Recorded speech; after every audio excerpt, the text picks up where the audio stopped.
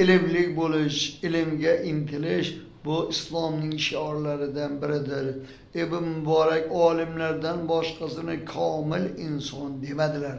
Chunki insonni hayvonlardan ajratib turadigan asosiy xususiyati ham ilmdir. İnson nima bilan sharafli bo'lsa, o'sha narsa bilan insondir. Uning afzalligi jismoniy quvvatda emas. Zero tuya insondan ancha baquvvatdir. Jismning kattaligi bilan ham afzal emas. Zero fil undan kattaroqdir. Afzallik shijoat bilan ham o'lchanmaydi. Chunki yirtqich hayvon undan ko'ra shijoatliroqdir. Yeb ichish bilan ham afzal emas.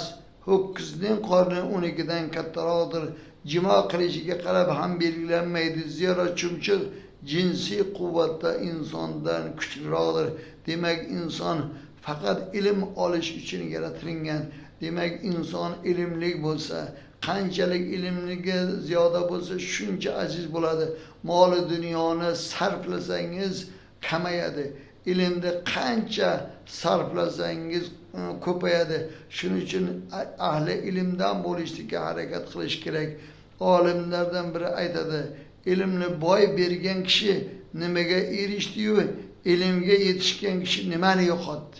Demak, ilmini boy bergan odam, ilmga harakat qilmagan odam nimaga erishdi? Nimaga erishadi-yu, ilmli inson nimaga erishdi va erishadi. Shuning uchun demak, doimo ilmga harakat qilishimiz kerak. Farzandlarni ham ilmli, ma'rifatli bo'lishga qiziqtirmoq kerak.